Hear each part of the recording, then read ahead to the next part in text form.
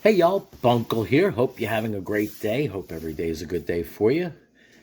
If it isn't all that good of a day, well, I hope it definitely gets better. I hope there's a little bit of sunshine when it's raining, and if you need some rain where you are, I hope it rains a little bit. May life always give you what you need. It might not always give you what you want, but sometimes you look back and say, you know what, it's a good thing I didn't get what I wanted at that particular point in my life because I wouldn't have known what to do with it. I might have thought I did, but not always true. Anyway, just a little bit of, I guess, Bunkle wisdom there for you. In this video, what I'm going to be doing is I'm going to be popping open a 500 count vending pack of 1990 Topps baseball. I picked up a bunch of these not too long ago at an online auction. Was real happy to do that. Great set, very crisp colors. The vending packs were sold in vending machines. Back in the day, you usually get one card or maybe a couple cards that would like slide out a little slot, kind of like you could still find tattoos and things like that. You know, the water tattoos or the stickers or stuff like that. You'd find them at bowling alleys, sometimes bars or pool halls or whatever else. And a couple cards is a goof. Why not? I really don't know how well they went over, but they were there. That's for sure. I don't remember buying any out of the vending packs. That's for sure. Throw a couple quarters in or whatever it was. I don't remember ever doing that. I'd rather buy cards in the pack than try my luck at some random vending machine. But anyway, that was just me. Other people might have been different. Now, the 1990 set that came out by Topps, again, real good pictures. They definitely stepped up their game a bit. Not as good as Upper Deck was. I'd say just quality-wise, they were still behind Upper Deck.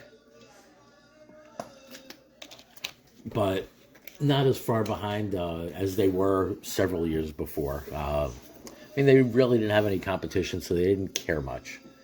Now, that's not to say that these cards don't necessarily have errors. The Frank Thomas no name on front rookie card is a famous error that came from this set where basically it does not have his name. Now, there's a second one with no name on front that also is missing some of the border, some of the blacklist that's been recognized by PSA. There's a bunch of cards that are missing part of the black print. I think it's 14 or 15 that have been identified. It's part of a print run error that they had. No idea how many of those cards that are out there, but there are some. Other great cards that you might get out of this, of course, are Hall of Famers like Ken Griffey Jr. You'll be able to find in these your Nolan Ryans, Mike Schmidt's, Ricky Henderson's. So all sorts of greatness in this particular set. Now, if you're looking at PSA, just as far as flipping cards, and I do sometimes pick up boxes and submit for grading to resell because buying cards, you know what, it costs money, and sure, I definitely enjoy doing that, but I also like having money coming in so I can buy more cards, just keeping it flowing. Turning a hobby into a business and a business into a hobby, that's not exactly a bad thing, and I do a lot of reselling of other things. It's not my full-time job or a full-time income. It's something that I do on the side as a side hustle, and it definitely helps pay for a little bit of the extra extravagances, I guess you'd say. Definitely allows to afford a hobby or two. Now, when I mention PSA, I bring that up because of Frank Thomas no name, with the no name on front. That's over 20 grand if you find it. Now that pays for a lot of cards and a nice gift for the wife or for the husband. If you're a lady and you're watching this. There's also other cards with the blacklist error that have gone for a couple grand before also. Now, I may or may not, if I do find one, I may or may not identify one of the blacklist ones because I don't know the whole list. I'm going to end up going back over this later and seeing if I have any of them from that list and just doing a cross-compare. I may do a follow-up video just to show one off if I do happen to have found one and not realize it as I go. But anyway, let's get started here. Now, I am going with the belief that these have not been tampered with, that they have not been gone through any time, and I do like how it has the striping there. It's one of the characteristics, I'd say, of going through a box that has not been tampered with. If y'all have any tips or tricks or secrets, definitely let me know in the comments. I appreciate any knowledge I don't have, always.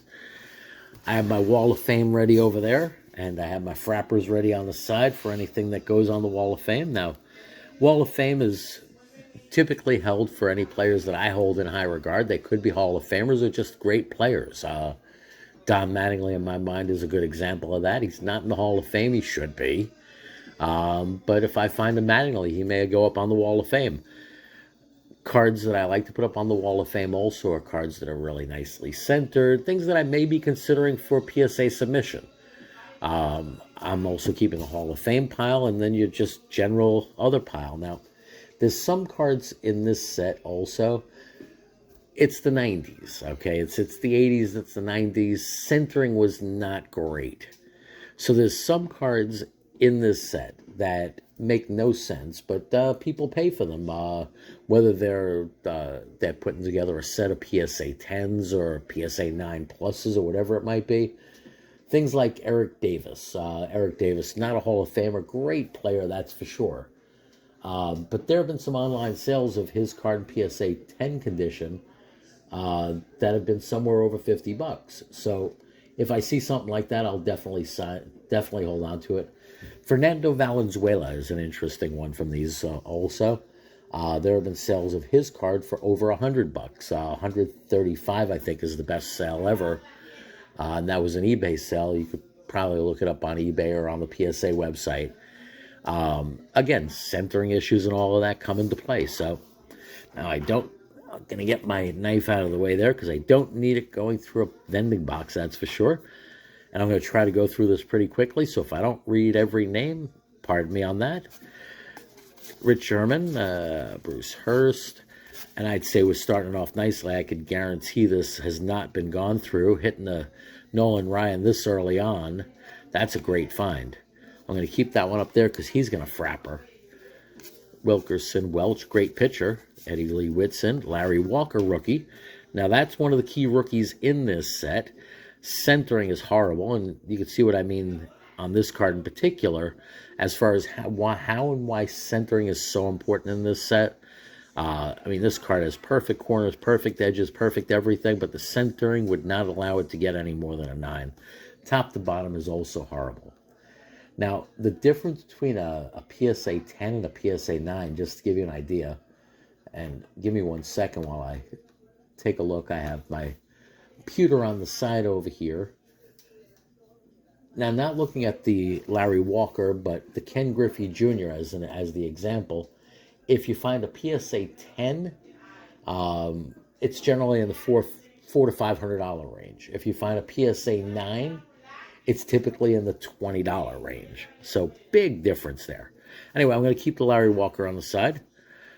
John Farrell, Winfield, all right. Hall of Famer there. Keep him in the Hall of Fame pile. Not the Wall of Fame, but the Hall of Fame there.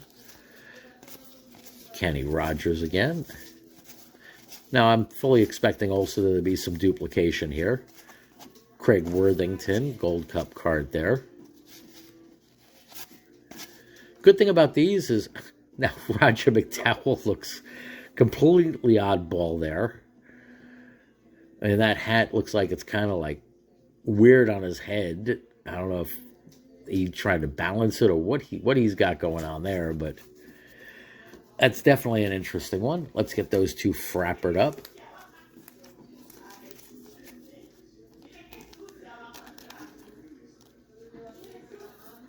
I'd say that's a real good quick start.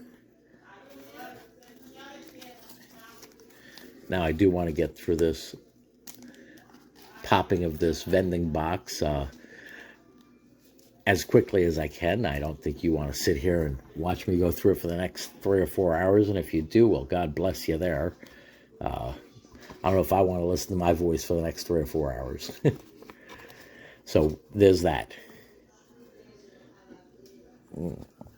I can get my fingers to work correctly. That might help. Don't want to damage the cards either coming out of there. Alan Trammell, nice card there. Bobby Bowe. Terry Poole. Tommy Lasorda manager card.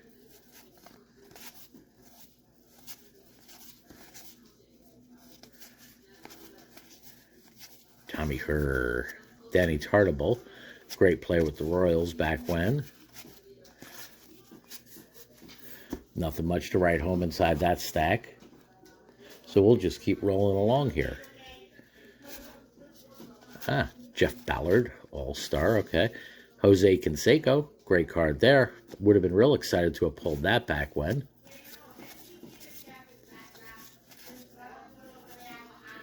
El Cid, Tim Belcher. Okay, great. Nice record breaker Ricky there. I'll keep that in the Hall of Fame pile. Ricky's one of my all-time favorite players. Kyle Abbott, Mike Greenwell, who's a great hitter with the Red Sox. Didn't live up to all the hype. Nice Tony Gwynn card there. And there goes a Ken Griffey senior card, not the junior. There goes a nice Ripken. All right. And that's interesting. Okay. We got a Ripken and a Ripken right back to back, and the Wade Boggsy right after that. So I'm going to put the regular Ripken up on the wall, and I'm going to keep it moving here. Don Asse. The good thing about these, of course, is there's no gum, so you don't have to worry about gum stains or wax stains or any of that kind of stuff. In these vending boxes, though, you don't know how they were treated over the years, so they might have been shaken around, bashed around, who knows. So there could be some edge damage, corner damage. Let's hope for not much. And pardon the glare there. I got to work on my lighting a little bit. Something that I'm sure in a couple of years from now, I'm going to look back at these videos and say, oh my God, that's horrible. But it is what it is. Sometimes you make do with what you have, right? Making lemonade. Rock Reigns. Nice one there. Off center, though, of course. Seitzer.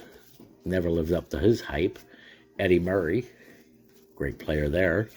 Machado. Bucky Dent as the manager of the Yankees. Didn't last very long. Whoa. And Tony Gwynn. Nice Tony Gwynn card there. Centering's real nice on that one, too. I'm going to keep that in the Hall of Fame pile, though, not the Wall of Fame. Got to keep some room. I don't want to put somebody up, frapper them up, and then knock them down to the side afterwards. Well, I've done that before also. Mark Davis. Frankie V.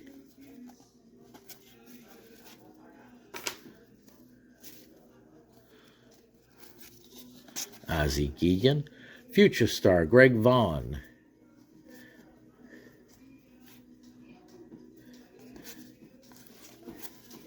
Ron Gant.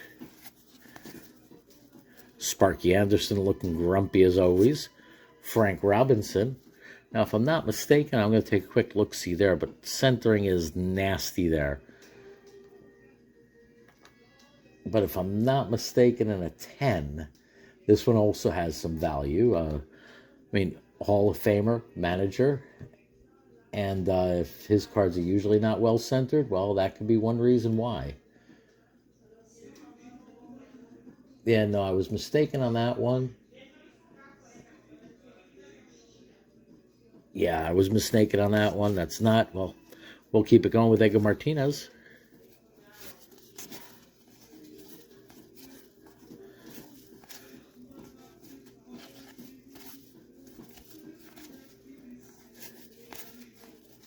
Julio Franco, looking all goofy there. Looks real happy to be here.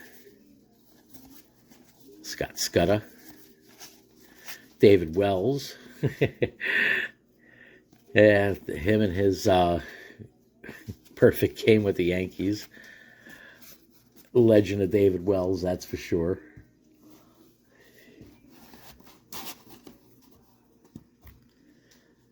Some of these players you look at, and it's not like, I guess, modern right now athletes. They look like they could be your shop teacher or guy next door. It's pretty funny how that is. Mike Smith.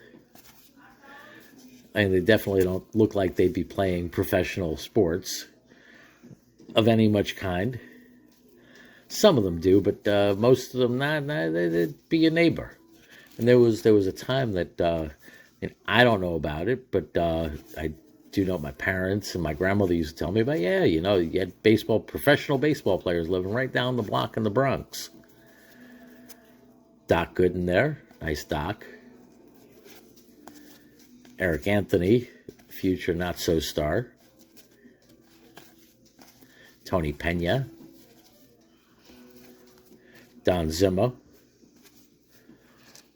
Pedro Guerrero. Magadan, Bennis, and Jim LaFay. Okay. So not the best box yet, not the worst, not the best, that's for sure. I'm sure there's going to be some more good stuff that comes out of this. Lou Whitaker, Sweet Lou there. Mark McGuire, great card to find there. I would have been real happy to find that back in the day. Got Will the Thrill. Deion James, Andre Dawson, Hall of Famer. Goes into the Hall of Fame pile.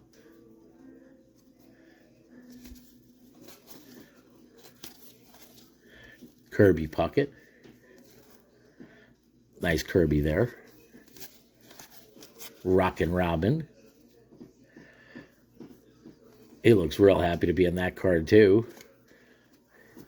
You got to wonder sometimes if they just catch these players off guard or they caught these players off guard. And I wonder if they were allowed to say yes or no to a picture of particular Ramon Martinez. At that time, the better of the Martinez brothers. I mean, ask Pedro. He would have told you. Larry Sheets. Chucky Finley. Okay. John Morris. Pasqua. Rockin' Robin again. Okay. Mike Stanton. Candy Maldonado. Mike Scott. Johnny Franco. Build up a big stack there so far. And a little stack there so far.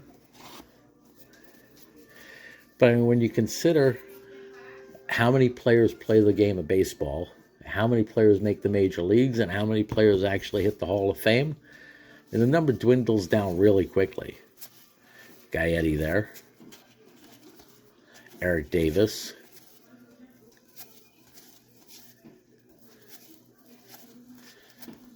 Ron Kittle there. George Brett. Nice George Brett card there. And we got the Nolan Ryan Mets Hall of Famer card there. Nice. Very cool. 5,000 Ks. Let's celebrate. Mookie, Kent Herbeck.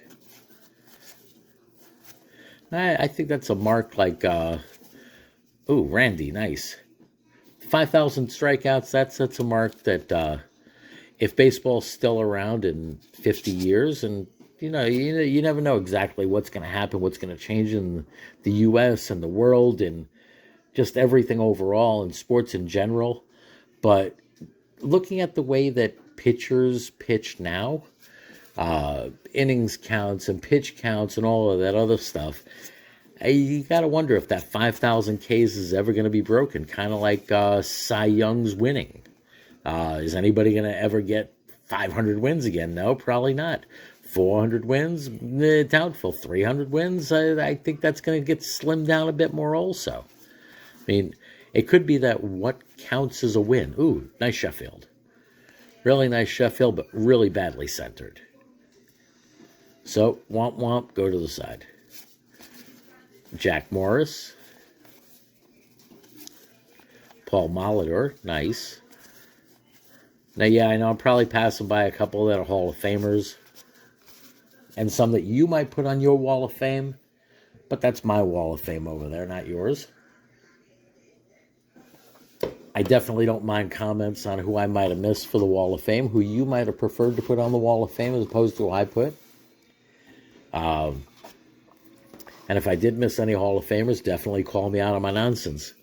Got Vince Coleman there, Lee Mazzilli. Remember, I used to go to Shea Stadium when he was with the Mets when I was real young. Young teenager or before that, when he was still with the Mets. And used to yell at him. Oh, my God. I just never liked him as a player. Yeah, sure, when he came over to the Yanks as a coach and then a manager, I liked him a bit more then. I didn't want to goof on him because I wanted to do good for my team. But, yeah, he was not my favorite Mets player. Polonia, Nunez. Tim Tuffle. Yeah, and I know I passed the Jimmy Abbott over there. Mel Stottlemyre Jr., Chili Dog Davis, Mark Knudsen, Gary Thurman,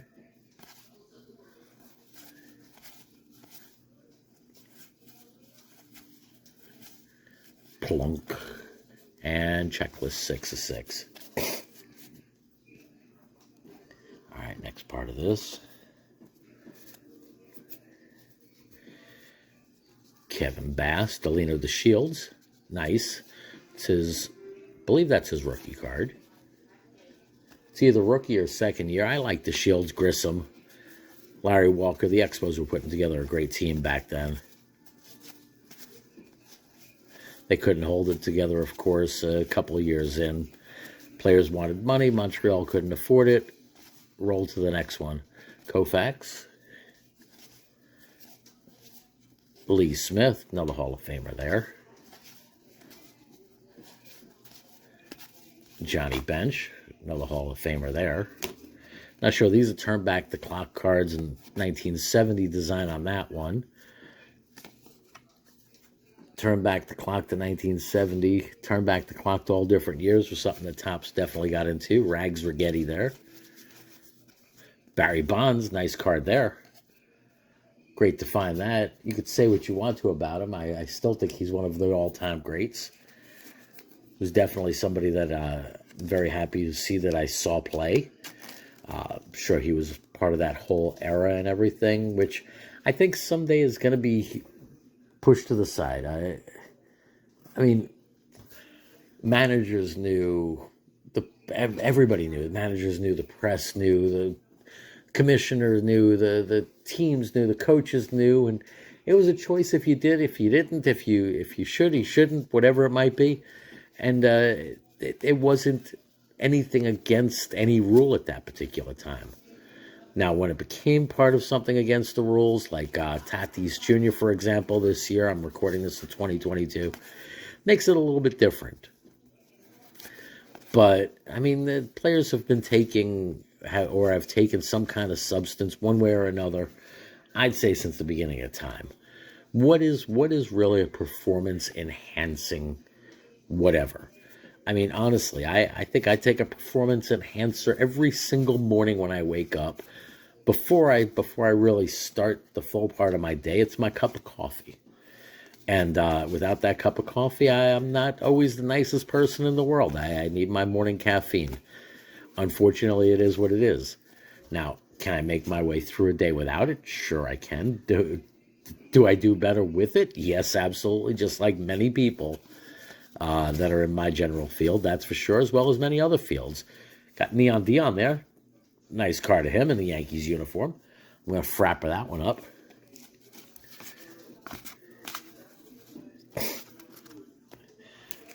But yeah, I mean, without coffee, okay. Now, if we think about it, caffeine is not always the best substance for everybody. It can definitely be harmful to some people. It can have bad effects. If children consume it, especially in large quantities, it can definitely have a bad effect if taken excessively over a long period of time. That's coffee. I mean, just like anything else. Now, if you really consider it that way, sure, there are differences, and I do understand that. But aspirin for headaches, same exact thing. Should you not take an aspirin if you have a headache? I don't know. I think if it's not against any rules, there shouldn't be any problem with it. But again, what do I know? Everybody has differences of opinion.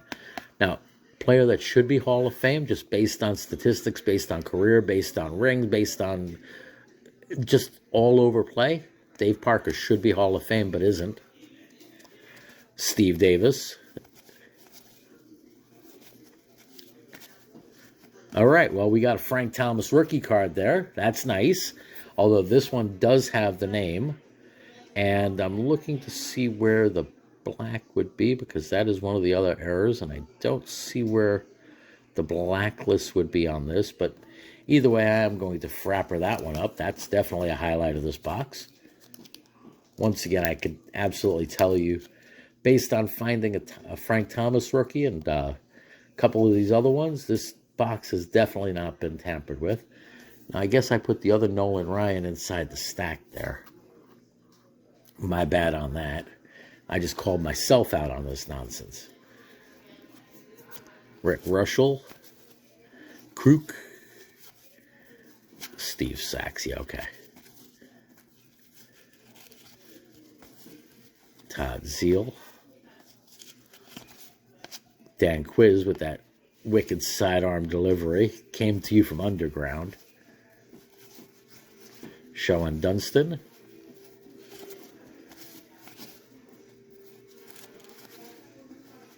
Bob Boone. Kelly Gruber. Griffey Jr. All right, well, that's a nice one. And that one actually looks really nicely centered, too. I mean, let's take a look at the sides there. That's pretty spot on, I'd say. Pretty spot on. I saw somebody doing this in a video today where they held it up similar to what I'm doing right here. But I don't know. They seem to have captured the centering a whole lot better than I just did. But that one looks really nice. Dickie Thong. Okay, I'm not going to make too much fun of his name again. I apologize, Dickie Thong, if you're ever watching one of my videos and I'm goofing on your name. I'm sorry, but it's a name that I can goof on. And I think most people, if they have any level of immaturity, they would. And unfortunately, yeah, the older I get, I still have a bit of my immaturity, maybe. Chris Sabo. Randy Reddy, okay. Manny Lee. Bob Rogers, Lions. Willie McGee. Barry Larkin, nice card there. Hal Morris, not so nice card there. Milecki. The Shays, Willie Randolph, and another Nolan Ryan card. All right. Now that's great. This one I will keep on the side again. I will frapper that one up. Goose Gazzo, Eckersley. Vince Coleman. Ozzy, got a Wizard of Oz there. That's a great card to get. Mike Bilecki. Sharp Person. Strawman, one of my favorite players of all time also, I'd say. And as far as a person after his career, absolutely. I'm not going to get into his whole story. Maybe sometime I'll do a video on it, but absolute respect for the man. As a baseball player, he kind of ruined his career. Had all sorts of issues. Steinbrenner gave him a chance to come back. Both him and Doc, actually. And they kind of sort of did, but by that point in their career, it was a bit too late. But he went on afterwards, and he's a public speaker nowadays. Public speaker, preacher. Definitely talking about how he found Jesus after Jesus was looking for him his whole life. But yeah, great story, just as far as him really getting his life back together. If you can, read up on it, look into it. For whatever it might be worth, I think it's a great story. All right, and we get to the bottom of this box now. Grabbed a huge stack there, well, pretty big stack to rip through. There we go. Got the Grump going again, and the Frank Robinson again, and an Edgar Martinez again. All right, so some dupes there. You know, we could pull a stack of Thomases. Why not? I wouldn't mind that. Chad Kruger. Fred Tolliver.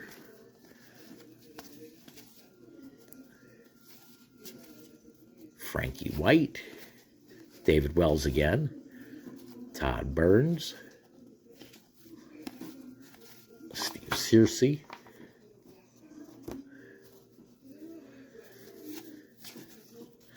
Ron Kittle. George Brett. Great Royals player there. And another Nolan Ryan. This one with the Mets. I think we got every one of the Nolan Ryan 5,000 cards in this box right here, so that's pretty cool. Coney. Clancy. Eric Davis. Mark Davidson, Mike Scott, and wrapping up with Mike Boddicker as our closer. Wasn't a closer, but he might as well be for us. Now I'm looking at this. It's weird how it has ripples in it. I don't know if you could see that on camera.